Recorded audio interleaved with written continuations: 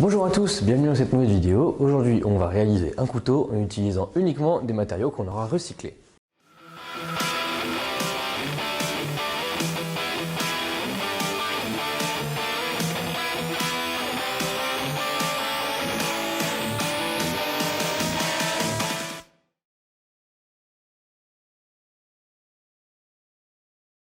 Dans la vidéo d'aujourd'hui, on va fabriquer un couteau avec des matériaux de récupération, donc des matériaux qu'on va avoir recyclés. Pour la lame, je vais utiliser une lame de scie. Donc, comme vous pouvez le voir, c'est pas la première fois que je coupe dans cette lame de scie, c'est pas les premiers couteaux que je vais faire avec cette lame de scie. Ça veut donc dire que je sais comment traiter cette lame de scie, que j'ai déjà vérifié que l'acier est adapté pour faire un couteau et que je sais ce que je peux en tirer et comment le traiter pour pouvoir faire la meilleure lame possible avec. Pour les plaquettes du couteau, on va utiliser des bouteilles en plastique. Donc en fait, voilà le matériau qu'on va utiliser. Donc comme je l'ai dit, c'est des bouteilles en plastique. C'est vendu par Mercor, mais en fait, à mon avis, les bouteilles sont déchiquetées, ensuite c'est chauffé, compressé, éventuellement coulé dans de la résine, je ne sais pas trop comment c'est fait. Mais quoi qu'il en soit, ils arrivent à en tirer des petites plaquettes qui sont très colorées et avec des motifs assez intéressants. Donc c'est ce qu'on va utiliser aujourd'hui. C'est la première fois que je travaille ça, donc à mon avis, ça va être une vraie découverte pour moi. Et on verra bien ce que ça donne sur le couteau. Et enfin, il va nous rester à trouver de quoi faire des rivets, donc les petites tiges métalliques qui vont permettre de fixer les plaquettes. Et pour ça, rien de compliqué, vous pouvez utiliser tout ce qui est circulaire et qui est rond. Moi, je vais utiliser des baguettes de suture, desquelles je vais retirer le laitier, et du coup, il ne reste plus que la tige en métal, et ça fonctionne très bien. Allez, c'est parti, on se lance dans le projet.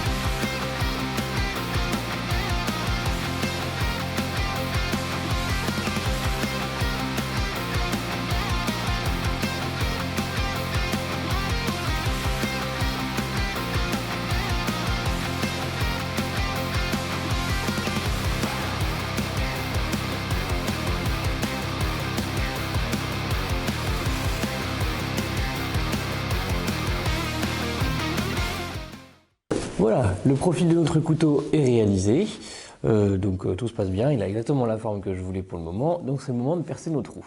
On perce les trous avant de réaliser les émoutures et surtout avant la trempe.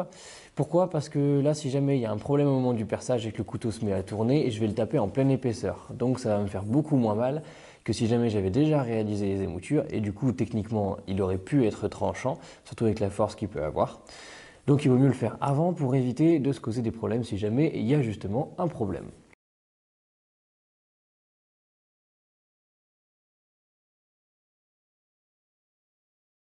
Donc pour pouvoir percer mes trous, j'ai deux options. Soit je ramollis l'acier, pour ça on va faire ce qu'on appelle un recuit.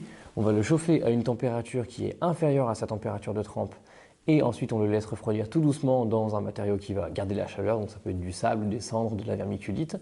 Le but, c'est de ramollir l'acier pour pouvoir ensuite le percer, le limer, le graver, faire tout ce que vous voulez qui nécessite que l'acier soit mou en fait. Mais personnellement, j'ai pas envie d'allumer la forge juste pour ça, donc je vais me diriger vers la deuxième option, qui est celle d'utiliser des petits forets spéciaux, donc des forets carbure. Soit le foret est fait intégralement en carbure, soit c'est une tige en acier en forme de foret sur lequel on est venu souder des petites pastilles. Ces forets-là ont l'avantage d'être plus durs que l'acier trempé, donc ils vont pouvoir attaquer l'acier trempé et me permettre de percer mes trous, même si celui-ci est déjà trempé. Je vous recommande vivement d'en acheter et de vous en procurer. C'est très utile, surtout lorsqu'on a des trous à corriger après la trempe et que l'acier est déjà trop dur. Ça évite de devoir tout refaire les traitements thermiques. Franchement, c'est à avoir sous la main.